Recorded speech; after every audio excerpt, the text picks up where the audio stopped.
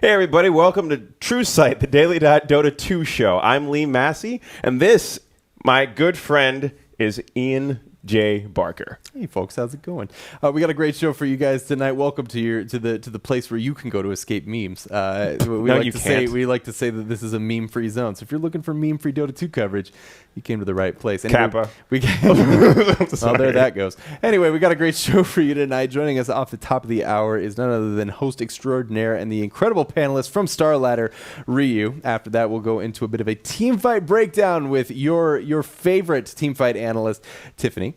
And then after that, we will speak to Gorgon the Wonder Cow to break down the madness that was Star Ladder. Is Na'Vi back? Is China risen? So many questions to answer and one analyst to answer them for us. What is Dota? There's a lot to break down after Star Ladder. I'm excited. It should be an interesting conversation. Joining us first is none other than Ryuu himself, coming to us from Belgium. Ryuu, how are you this evening? I'm good, guys. I'm staying up late just for you, two clowns. Oh my I love God. you guys. You guys are fun. Ryuu literally messaged us before the show and said, "It's 1 a.m. Can I please go on before Gorgon?" And of course, we couldn't say no to that. Now, Ryuu, you're coming off a big weekend at Star Ladder where you were sort of, maybe it's a bit of an exaggeration to say you were discovered, because obviously you didn't just show up this weekend to become a great analyst. Talk to us a little bit about where that background comes from. Where did you cultivate such impressive game knowledge? I think it probably started back in Warcraft 3, right? Where I played for Dota 1 for 4 or 5 years before then. And then immediately when Dota 2 came out, I got the key. And I just grinded from then on up. People won't know this, but I try to make a team with Stratic, or the person on Shazam right now. His name is JSN. He used to be known as Fun, and we used to try to make a team back then with Stratic, and then I've been trying to grind my way up ever since then. Obviously, most people know me from Pretty Boy Swag or Team E-Hug, so. I was a big fan of E-Hug back in the day. Tell us the story of what happened to E-Hug, because it seems from the outside like maybe the results weren't there and things sort of fell apart, but people were big fans of E-Hug. People really liked E-Hug in the North American scene, and it sort of felt like maybe if this team worked hard enough, maybe with the right resources, maybe if people stuck together, we could have another competitor in North America, and it just didn't seem to pan out.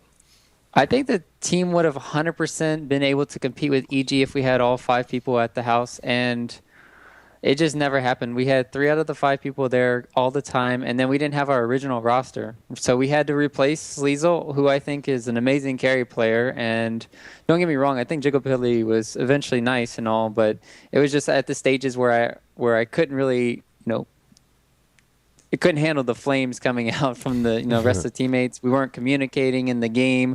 We weren't really a team. And then that's kind of on Jubei too. Like Jubei was supposed to be our original 5th, our support player, and that just didn't happen either. So we were able to place 2 of our key component players, and then we never were at the house as 5 together. So everything just became disastrous, and eventually I just wanted to.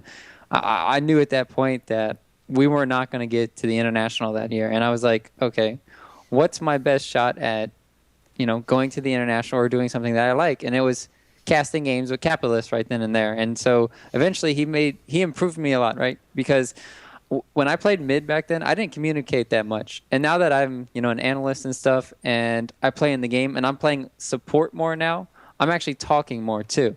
So it's helped me so much, right? And talking with you guys right now, it's really great. So with your experience of being a pro player and your experience being an analyst, would you say that you'd rather be a pro player or an analyst nowadays? That's a good one. It's hard to say. People ask me this all the time, and I'm saying if I found the right 4 guys, I would love to play competitive again, because it really is fun. It really is. I enjoy playing the game still. Pubs are still fun for me, unless there's OD and Omni Knight on the enemy team. But other than that, I'm glad to play it. But yeah, analyzing is still fun because I get to meet cool people, like you guys get to do this now. And I also get to just see my old friends all the time, like, Sendrin, Mott, Kotagai. the stupid guy in chat, Nahaz. I mean, all these people. It's interesting that you talk about learning to communicate better, because one of the things that I think a lot of knowledgeable players struggle with when they step into the casting role is translating that in-game knowledge into human speech, patterns and phrases and excitement. I know you don't know, but Pat, presenting your information and your knowledge in a way that makes people entertained and helps them learn for stuff. How did you, if at all, practice going from a top, a semi-professional player to an analyst and translate your game knowledge into the broadcast? I think that's, like you said, it's not for everyone, right? You can't be just a sender in at the beginning where you're just like, you know everything and you know how to present yourself really well. You have to grind games, and that's where I kind of started, right? I got a huge chance to go to TI4 on the panel, and I was like, okay, well, I'm just a little kid still because I don't know anything about working. I don't know anything about this. I just want to play Dota. And that was just like a big step for me. And then afterwards, I kind of like let that chance kind of slip afterwards. But now I'm back, and I realize I understand. I have to grind. I have to grind from the bottom up. And I've been casting a lot with, Join Dota and Beyond the Summit for, just random games here and there. And that's what you have to do when you're kind of new. And that's how you improve your speech all the time. And that's what I've basically been doing and trying to improve on that aspect. So after blowing out the Star Ladder, because you did absolutely amazing, where can we expect to see you from now on? Like, are you going to start doing stuff with BTS more or Join Dota more? Where can we find you? I will be doing a tournament really soon again, and about in the next coming month or so. So you can look for me again there.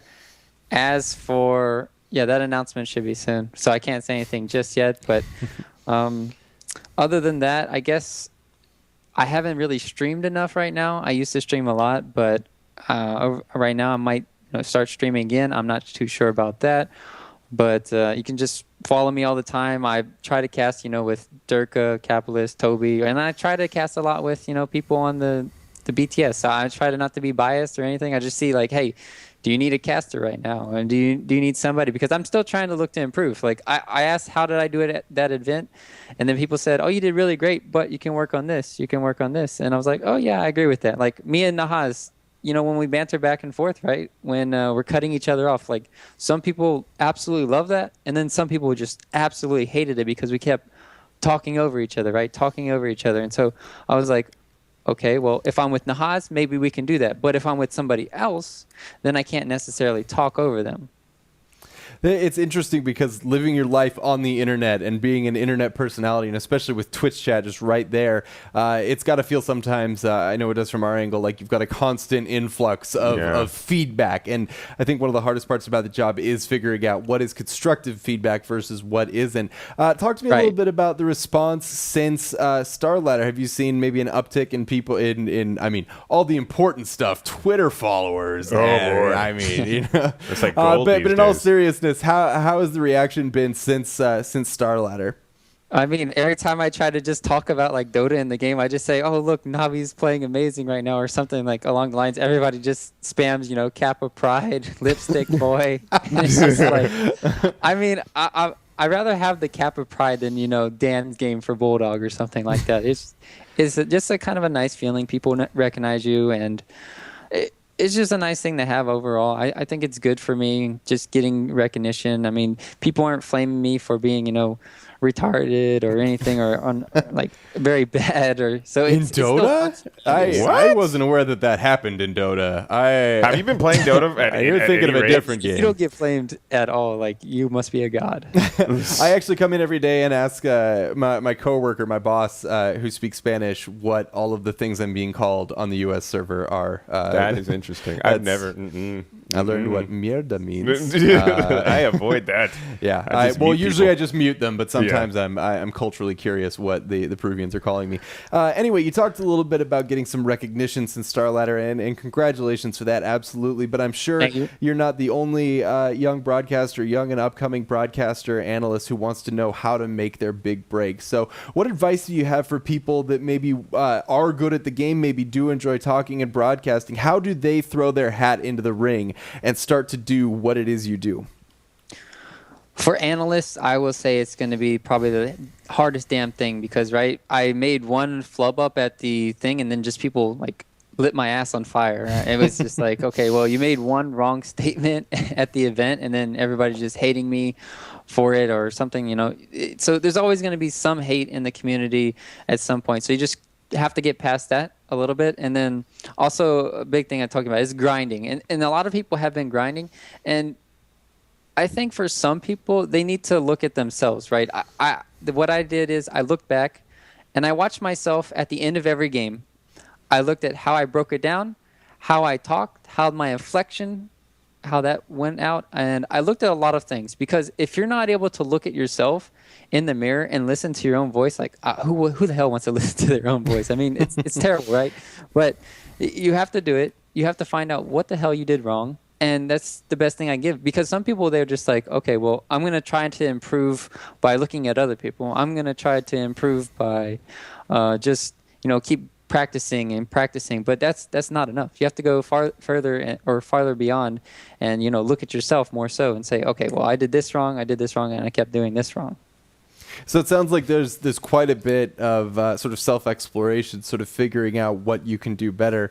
It's interesting to hear that because I do feel like there's a lot of people out there who want to get better, and at a certain point, Why'd you point at me? What's that? I didn't point. No, I was just. These are the people. I'm fine. I had them in my hands and I was setting them on the table to discuss them. There's a lot of people out there who I'm kidding, who want to get better, but at a certain point, sort of stop and say, "Why haven't I gotten what I deserve yet?" And it sounds to me like you're painting a picture that there really isn't a point where you stop improving. It's sort of a continuous process. I mean, Miracle's still churning out MMR.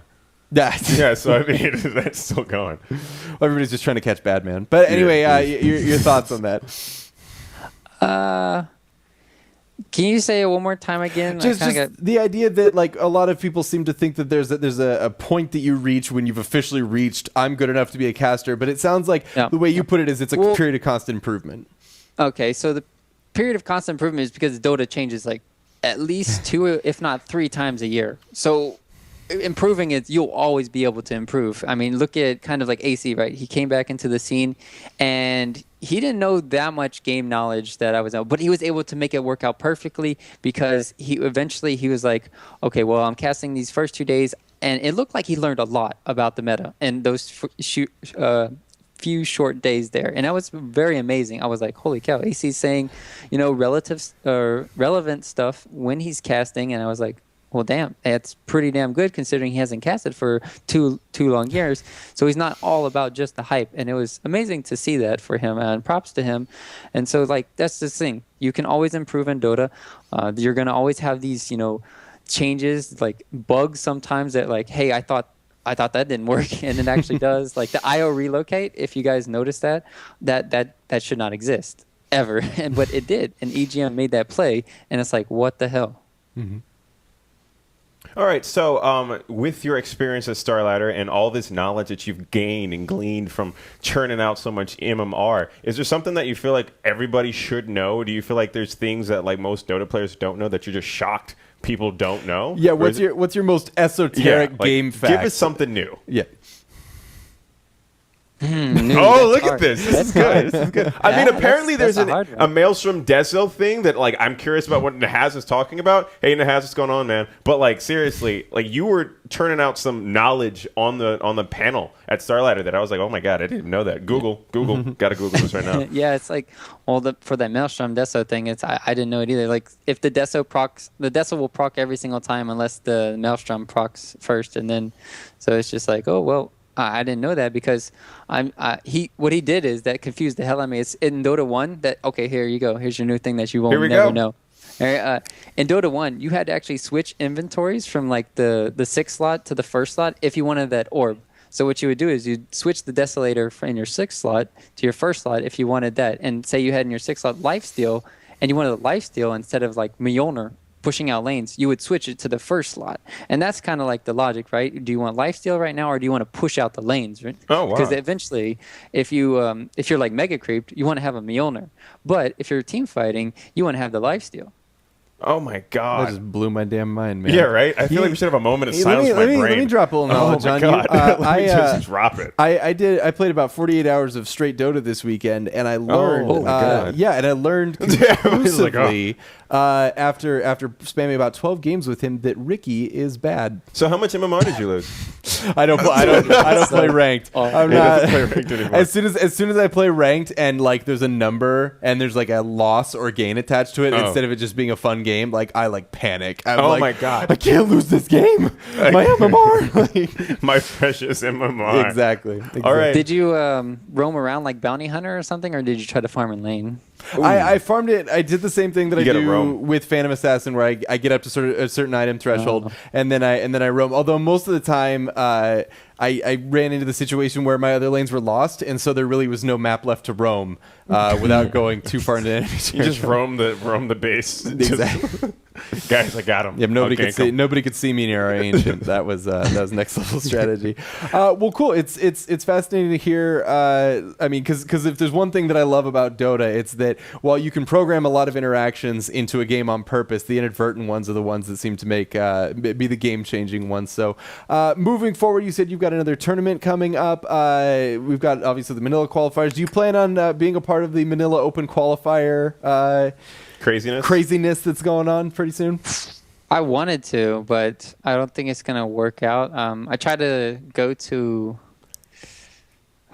I don't know if it's actually official what's been said around everywhere, so I don't know if I'm supposed to say things in the loop right now. But there's, apparently, one big thing happening, and just me kind of coming on the scene just right now, and me being far away from it.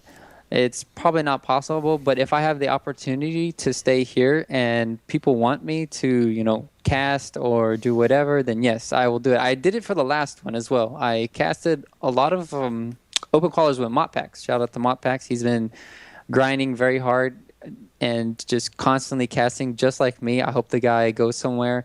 Recently, if not an event or the major or something, he's done a very good job over the last 6 to 7 months, grinding constantly. As you talked about, that's what you want to do for the new people. You have to grind a lot, and I hope he gets it. So I cast a lot with him for the last one, and expect me to cast a lot if anybody wants to really cast. So we'll see. Awesome. All right. Well, I mean, during the Manila Open qualifiers, if you want to get on a team, Ian and I were putting a team together. It's going to be called 420 No Sight. If you want to jump on it with us. No wards, no wards, no kills, Richie mid, no mercy. Just OD off lane. Yeah. We should just five man around the map. Just the entire map. How could we? Like you would go like Shadow Priest, Enigma, Furion, and then you just all five to go one lane, and then Visage, get that tower, and then go to the next, and then go to next. Yeah, I'm thinking you go Invoker for the Forge Spirits, Lycan for the Wolves and the Necro Book, Beastmaster for another Necro Book, Chen for the Creeps, and then God, what's the last one I was thinking of? Probably Enigma 5 position. Yeah, Enigma with the one Furion. position. Enigma. You literally cannot kill Gank all Black the creeps Hole on the map. Also, please, for the love of God, nerf Invoker. Ryuu, thank you so much for coming on the show, man, and best of luck to you in your future endeavors. Any shout outs or anything before we send you on your way? No, thanks for having me, guys. It was really fun. I'll try to come back if you guys ever need me. Thanks. I hope you guys get a lot more recognition because you guys deserve it. I've seen you guys, grinding as well, and you guys are amazing. So thank you. Thank you so much, Ryuu. We really appreciate it. Before you go, though, would you like to tell anybody what are you expecting in 6.87? Because we're all waiting for that patch to come out. What do you want, man? I've already heard news, so what? You guys are gonna be disappointed. Well, I heard. If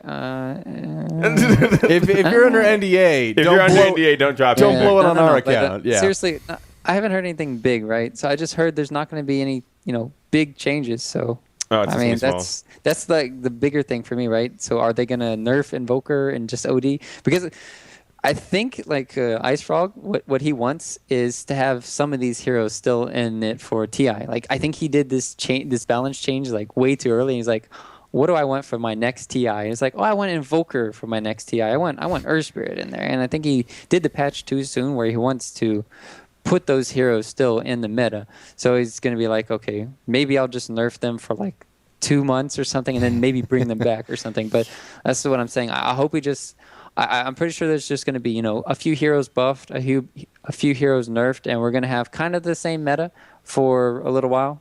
That's what I think. All right. Well, I'm really hoping they put Arc Warden in Captain's mode. Oh, I don't know about that. That would be so Please, nice. no mercy. Can you play the hero? I'm pretty good with Arc Warden. I'm an asshole. That's pretty cool. Yes, you are. You know it, man. Anyway, thank you so much for coming on the show, Ryuu, and hopefully your patch predictions come true and Invoker gets nerfed into the ground. Have a good one, sir. I used to play that hero all the time. He was really fun. Well, I'm sad to say they're deleting him from the game. What? Yeah. You didn't hear? Oh, no, that was a dream I had. That was a lovely, wonderful dream I had where Invoker got deleted from the game. It was a good one. Oh, my God. He's such a high skill level hero, bro. Thanks so much, Ryuu. We'll talk to you later. Okay, thank you. In all honesty, I think that when it comes to the patch, it's not that we need to make a bunch of game-changing. I feel like it's early right now. And it is. It really, yeah, because I was on Reddit a couple days ago. I'm so sorry. But I was on Reddit a couple days ago, and I saw that they were talking about like 6.87 and all these like memes and videos and 6.8, like waking me up and 6.86 and just crap like that. And I was just like, wait, it's like April. Like, relax. Like, let's get the new like compendium out. Let's like get this stuff going. And then like, I think that he should drop 6.87 and the compendium at the same time. So then we get like all this ridiculousness up until TI. So it's like a feeling of like, hey, it's summertime. Get ready because Dota holiday's coming, baby. It's all I got to say is make PA great again. No, we've got a great teamfight breakdown coming up in our next segment. This one comes from Tiffany, who's going to talk to us a little bit about the importance of coordinated initiation when you head into a teamfight. Hello everyone, I'm Tiffany and welcome to Tiffany Teaches Team Fights. This week's fight comes from Game 3 of the explosive Grand Finals of Star Ladder, with Navi facing off against VG Gaming Reborn. Just 11 minutes into the game, VGR take the lead with a 4-0 wipe. Let's take a look. This fight starts with a double smoke, with VGR's Batrider and Witch Doctor sneaking around the side, and Navi getting ready to move out. But Batrider breaks both smokes by blinking in and lassoing the Wind Ranger. And the fight is on. Void jumps in and places a 2-man chrono on the Gyrocopter and Bounty Hunter, but Void doesn't quite have the damage yet, and the rest of Navi don't really know what to do back here. Throw a wild coconut in from that flanking Witch Doctor into this confusion, and Navi are stalled even more, only moving forward once the chrono is gone. Navi focus on Gyro and Bounty, trying to finish them off now, but a call down is dropped on the heads of 3, and oh, did I mention Quap TP'd in during that chrono? Well, she did, and unleashes an uphill sonic wave, destroying the Oracle, Chen, and Wind Ranger on Navi. Meanwhile, in this corner, Witch Doctor has been solo ulting that Nature's Prophet. A little spit from Batrider and say goodbye to the Prophet. And with that, VGR take 4, the lead, and eventually the game. And the series too.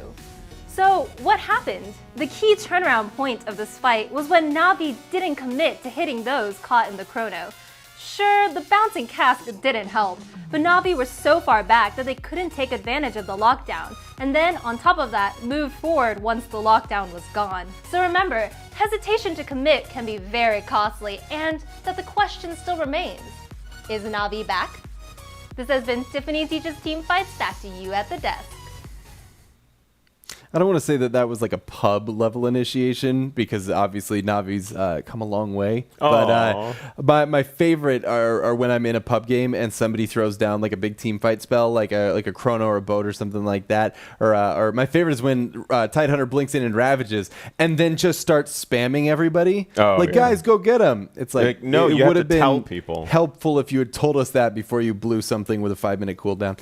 Anyway, we're here to talk about exactly the tournament we just covered, which is Star Ladder. A lot of crazy games, a lot of crazy results. Navi's back, China's back, everybody's back, and a couple sides that were doing quite well a few months ago are struggling. And here to break down the information worth gathering from Kiev is none other than Gorgon, the Wonder Cow, analyst extraordinaire. Gorgon, how are you doing this evening? I'm doing very well. There's been a lot of really good Dota over the last week, and I'm expecting a lot more really good Dota this weekend. So it's a good time to be in the business that we're in, gentlemen. It's funny because people have, and I don't want to go into a big tirade about this, but people have said that the major system and the way the tournaments are structured right now is sort of disrupted rosters. But as far as I'm concerned, it's given us better Dota all year long. I'm excited for it, man. Whatever that means for people's jobs, it's not my problem. Anyway, Gorgon, it keeps us in a job. A lot of stuff to break down from the weekend in Kiev. So why don't you go ahead and hit us with what you think is the headline takeaway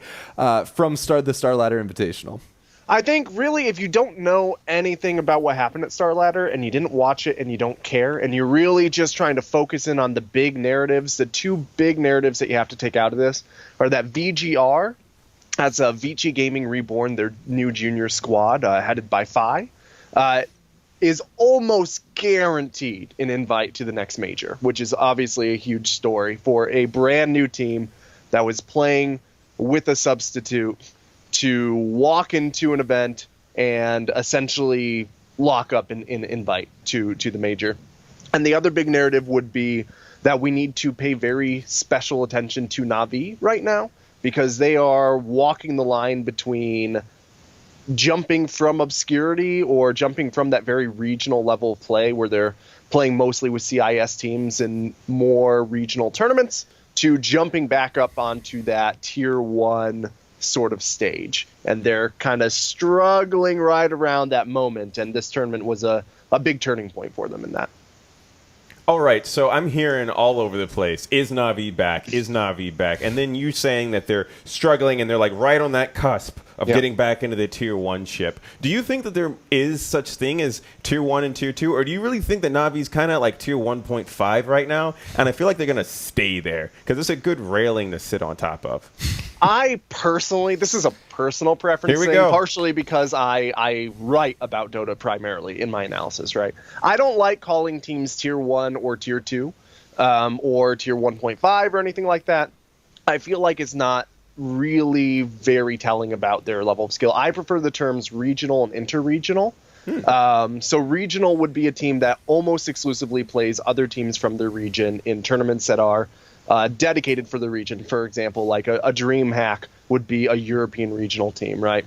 The H Cup would be a Chinese regional team, or a tournament, excuse me. Canada Cup would be a North and South America's regional team. Interregional teams would be teams that regularly get to go to LANs where they face opponents that they would not otherwise play in their week-to-week schedule. So for me, when I'm looking at is a team quote-unquote back or is a team really launching themselves into that top level of play, my question that I have to ask is, are they getting to the point where they will be regularly playing against opponents from other regions that they would not otherwise normally go up against? And how will they fare when they get there? Those are the two questions that I really have to ask.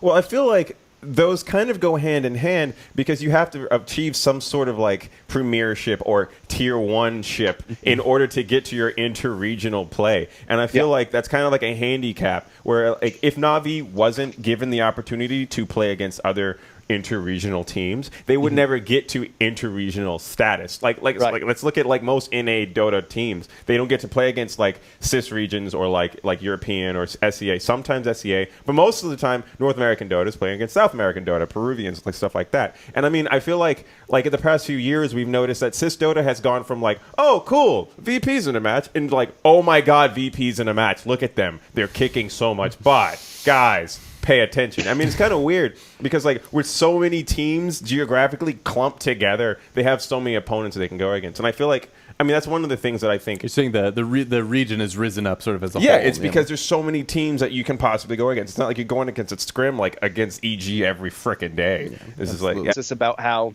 North America is getting a flood of European talent with Digital Chaos and Complexity being former Ninjas in Pajamas plus Swindles, right?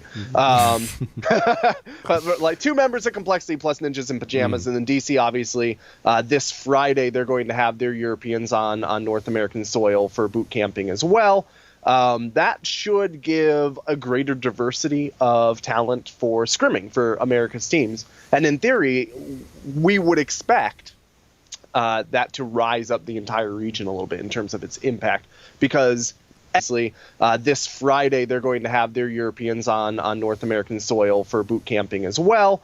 That should give a greater diversity of talent for scrimming for America's teams. And in theory, we would expect that to rise up the entire region a little bit in terms of its impact, because every team can get a little better if they're regularly able to practice against more talent, if there are more benchmarks that they can move up against. So right now, if you are Complexity, the best team that you can scrim against is EG, and there's nobody in between, right? There's no like, oh, I'm going to go to the team just behind EG and learn by losing to them before I can match up to them and then step up to EG. If you're losing to the team behind EG in North America, you're probably not going to gain a lot of success. I mean, right, the disparity is so large. Especially if you are the team behind EG. There's no next step for you. But in Europe, right, you have just this huge scale of teams. There's a wide gradient. And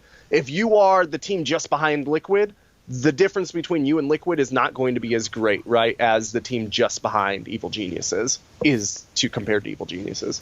So we've seen Na'Vi this weekend and in previous tournaments demonstrating that they're becoming that inter-regional team as you described. But obviously VGR is the team that ultimately took it. Tell us how did this VG Gaming Reborn lineup take it? How did China make such a surprising run back to the, we won't say the top of Dota because there's several other teams for them to play, but certainly knocking on that door of greatness again? Yeah, Phi is just one of the best Dota players that has ever existed, really, honestly. And I know we talk in the West, especially, we talk a lot about Puppy, and we talk a lot about Arteezy and PPD and these Western players. I think a lot of Western fans don't know Chinese fans or Chinese players as well because you don't see them as often in your own time zone. You're not going to be up at 3 a.m. watching Chinese Dota usually. They're not on the same social media that we are. They're not on the same press circuits. You don't see interviews with them often because you need a translator. But really, the fact that Phi was able to hand select this team of players that he wanted to bring out of the junior leagues and into a moment of clarity, I think really showed. I mean, he individually just played extraordinary throughout the entire tournament. And in addition, the drafts were just as close to perfection as I've ever seen a brand new team walk into a tournament. Obviously, everybody on the team played really well, and I really loved the discipline that they showed, especially with Mikasa, the coach, playing as a stand-in, who is not the same caliber of player technically as a lot of his teammates and opponents at that tournament. The amount of discipline that he showed to be willing to lose the laning phase and not try to make plays beyond his grasp, but instead really rely on his team and communicate and coordinate with his team to optimize his efficacy, especially on that Queen of Pain with those big ults. They just communicated and drafted as well as I've ever seen a team do. Seemed to play extremely effectively as a unit, which at the level of play that we're seeing in Dota these days seems to be more and more and more important. Talk to me a little bit about what this means for the international alignment, as it were, because we've been hurt before. I mean, I could say that eHome came out of nowhere and just destroyed Fools, and then just sort of everybody made compendium predictions, and they just disappeared off the map. Is there anything different about this VG Reborn lineup or about the state of Chinese Dota now compared to when we saw eHome dominate? Yeah, I do think there are a couple of differences there. One thing is that I don't know these players personally, but just knowing human nature, I can speculate relatively confidently that these players that mostly were brought up from less accomplished teams and have less storied careers than most of the superstars in China, they probably have a hunger to win, right? In a way that teams that have been doing well for a really long time, or players that have been kind of skirting around those top levels of play for a long time, shuffled around A-class teams, you often see them go through these valleys and these troughs where they don't seem to try as hard, they don't seem to practice as hard. That hit China really hard moving into Shanghai, and you heard Ice talking about it in interviews. I think I heard an interview where Phi was talking about it as well. That's, once again, just less likely to happen if you still are seeing yourself as a team on the rise, a team that has room to grow. The other thing I think is that just like we all kind of got burned by China falling off the map for the Shanghai Major, China really got burned by that as well. And I can only imagine that really motivates teams to pick up and apply themselves in a way that they hadn't been, right? If you risk falling off the face of the earth for 2 majors, your entire region's probably going to be working a lot harder. I believe the technical term for that process is getting your shit together. Yeah, you got to do that sometimes.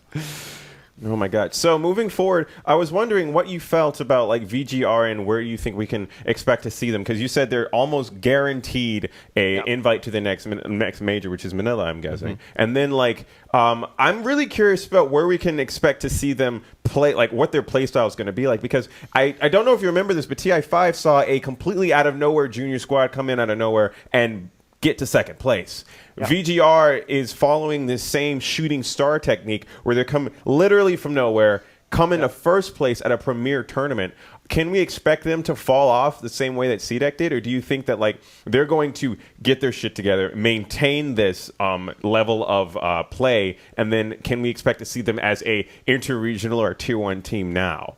Yeah, so that's an interesting question. Or if you remember back TI5, right, CDEC, this was about the time of year, a little bit before now, but right around now was the time of the year where you started to see them really come up through China. And Western analysts weren't seeing them as much, once again, for the same reasons that Western fans weren't seeing them as much. But they were doing...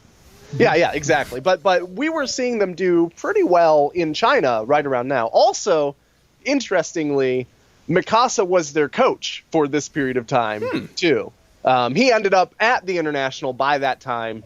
He was coaching LGD, who came in third. But, sorry, my dog sees something out the window. That's all right.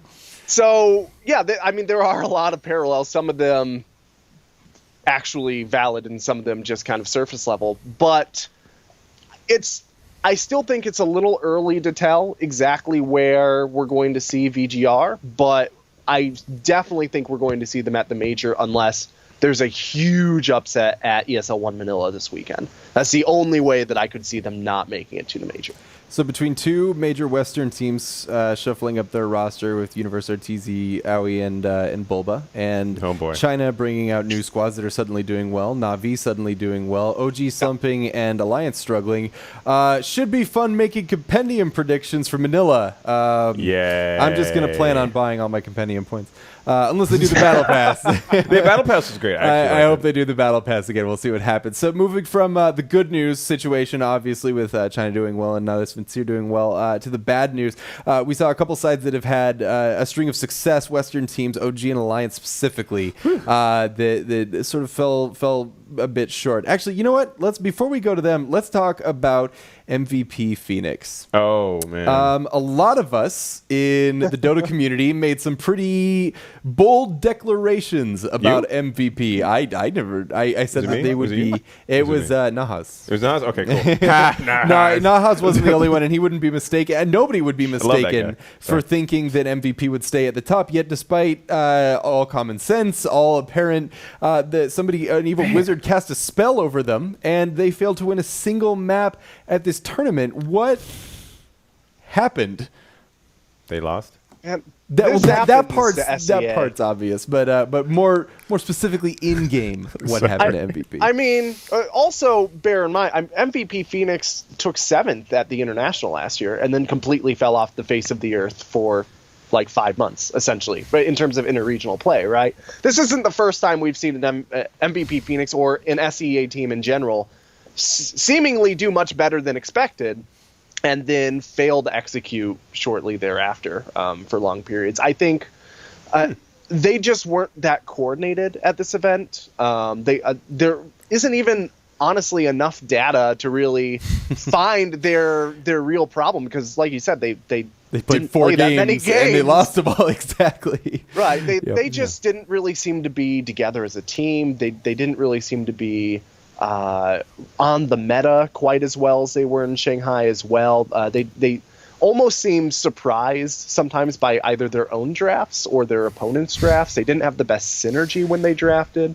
I wouldn't count MVP Phoenix out right now. I mean, we often will see after a team does really well, the next event that they're at, they kind of dip and then they come back. But usually when you see that, it's like Evil Geniuses or Secret or some team that has a history of success that will dip down for 1 or 2 tournaments and then come back. I have to thank you for that beautiful image you just plopped in my head, because now I have like this image, like you load into game, it's like, oh my god, I'm playing Witch Doctor. Like guys, like surprise. You should never be surprised by your own draft. But I mean, like looking at their games, I mean, I've noticed that one of their games they picked OD, and then the next they just got completely stomped, and then the next one they were just like, okay guys, let's do something else, and they got beaten even worse. So I'm just like, what do you think these SEA teams, what do you think if you could write a letter to SEA Dota and tell them, hey, get your shit together, what would you put in that letter? Dear SEA Dota. Very good. Oh, so you got the comma in there too? Gonna start with that. Obviously. Then we would go to please get to LANs more often and learn from those experiences, or import lots of Chinese players.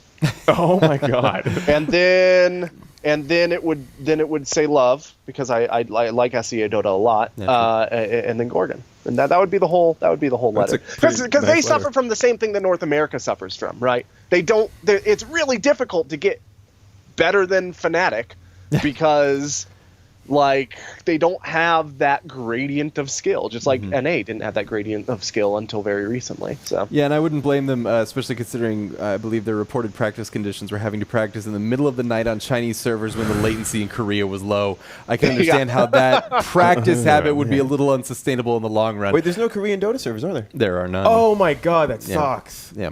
Come on, Valve. Yeah.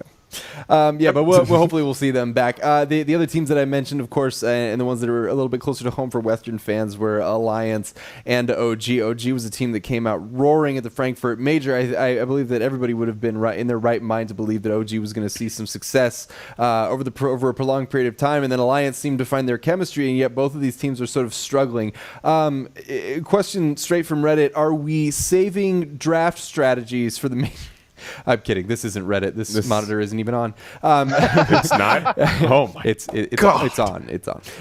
But in all seriousness, what is the story with OG and Alliance, or was this just a down tournament for the pair? OG did exactly as well as they had to do. So you can say what you want to say about OG. Whether or not they'll actually come into their next series of events more prepared than they did into this event is yet to be seen. But they just needed to beat Alliance, right? For the safety and peace of mind that comes with more than likely having gotten far enough to get an invite to Manila. This was that moment for them. For Alliance, the exact opposite is true. They did exactly as poorly as they needed to do in order to probably not get that direct invite, unless maybe MVP Phoenix were dropped or something. I had this conversation with Nahas today. It appears there is the appearance of a pattern in invites for majors from the last two, where it's top 6, the best of the 2 teams that tied for 7th, and then a winner from a LAN since the last major. That pattern has been followed for both of the majors so far. So the question is that a pattern that's actually formulaic for determining who goes to events? Or have teams been invited by happenstance on that pattern and we're applying it without actually knowing that that's how the decision is made? I suspect that pattern is actually part of the decision-making process, but I don't necessarily know that it is. So in theory, Alliance could still get a direct invite. It seems unlikely to me, though, having just gone down to OG. They just need to, I think, get more coordinated around what the metagame is doing right now, which is a lot of these push team fight oriented strategies. Alliance did not seem quite as comfortable with that as Navi and some of the other teams.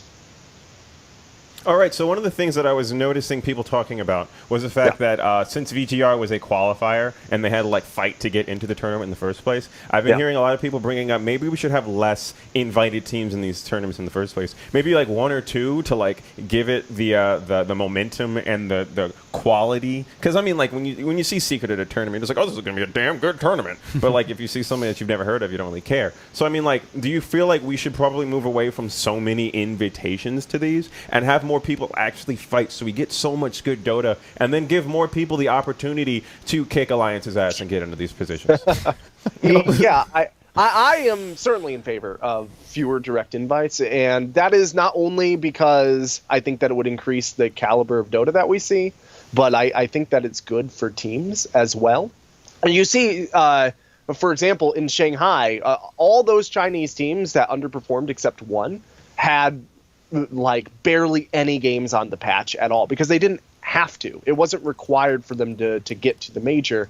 There is, I've run the numbers. There is a statistical correlation between how many ticketed games teams play going into a major tournament and how well they do relative to their rank. So if you rank teams like chess players is something that I like to say a lot, right? But Knoxville, who is the stats guy who works these major events and he curates these awesome ELO scores. No. Yeah, I've never heard of Knoxville. You should look him up because he is an awesome dude. He's been on the show before. I'm just giving him shit. Okay. So for anybody who hasn't heard of him, he does a lot of statistics work for Valve Dota related game stuff. And if you take team ELOs and rank them in accordance to how well they should do at a tournament, teams that play more running into the tournament in ticketed matches, not including scrims because we don't have that data, those teams tend to do better. There's a correlation there. You can argue maybe that's not causality, but certainly the correlation is there. If teams are forced to play more because they're going through more qualifiers, teams will do better. They will play better. They'll be taking that opportunity to do more than scrimming. As Aoi 2000 said in an interview with the .pro show last week, right? He said, teams never apply themselves fully in scrims. No team plays their fullest in a scrim. It's not the same thing as playing a ticketed match where something is on the line. So with all that in mind, how do you respond to the idea that the problem with having extra qualifiers is it possibly knocks out a good team before they get there just on a fluke? I mean, because I would sort of respond to that argument with if they're a good enough team, they don't let that happen. I mean, statistically, that's going to happen. Good teams lose sometimes, right? But you don't need – if you're a good team, if you're a really good team and you lose on a fluke, just a statistical outlier that happens to work against you, that sucks, but it's not going to kill your livelihood. Good teams make a ton of money in Dota, right? If OG misses a major because they played really poorly in a qualifier, yeah, that does suck for OG and OG fans, but it's not like OG then is going to, all those players' lives are ruined because they're not going to dissolve the team. Yeah, Hitbox can't do that. Exactly. That's expensive.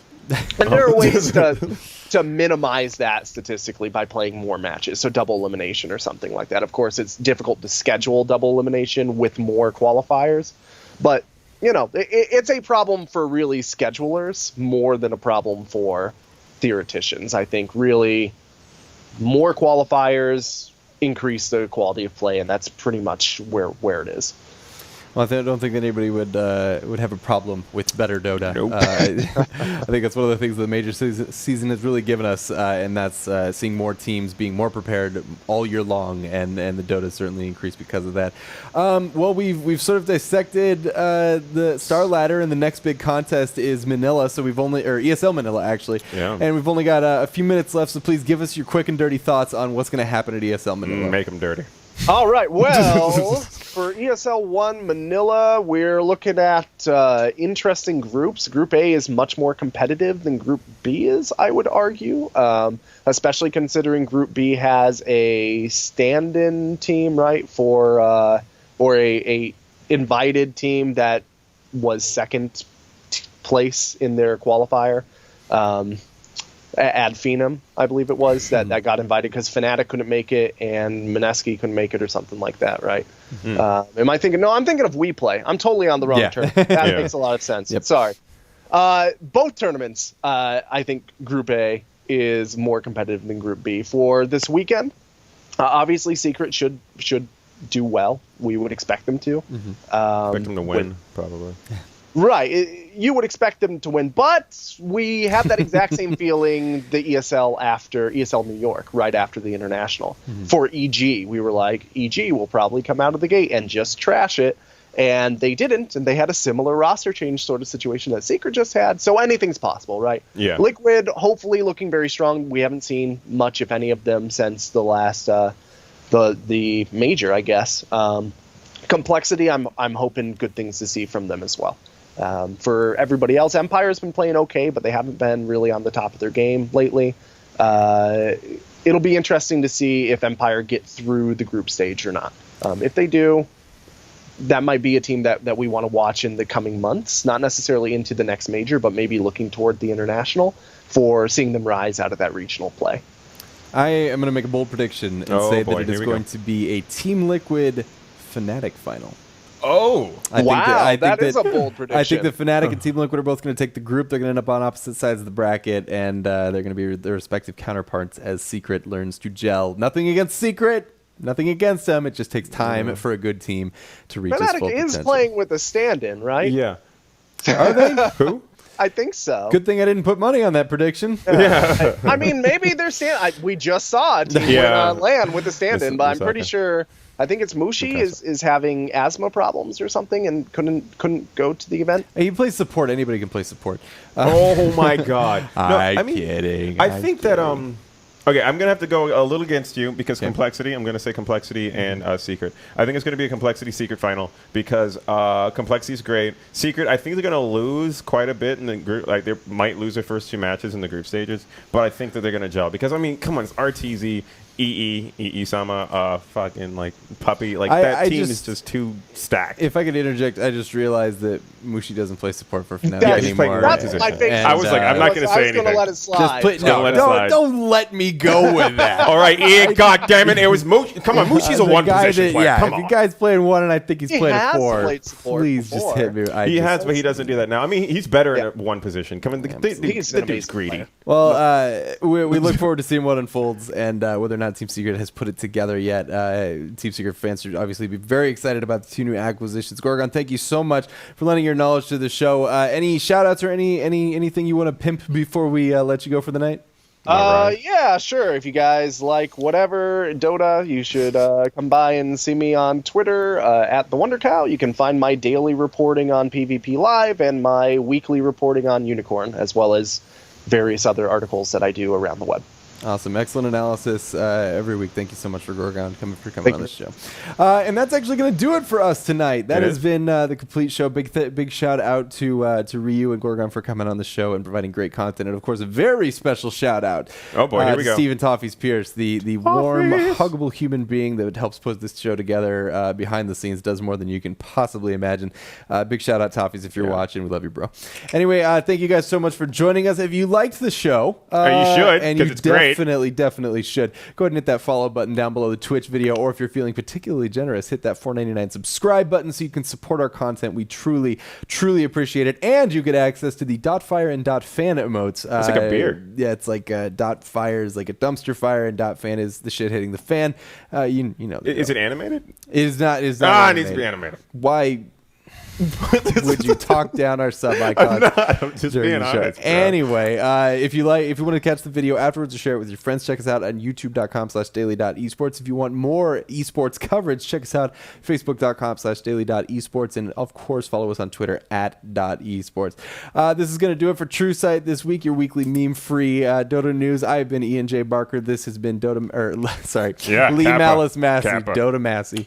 Lee Malice Massey. Thank you so much for joining us, and play some goddamn Dota. Woo!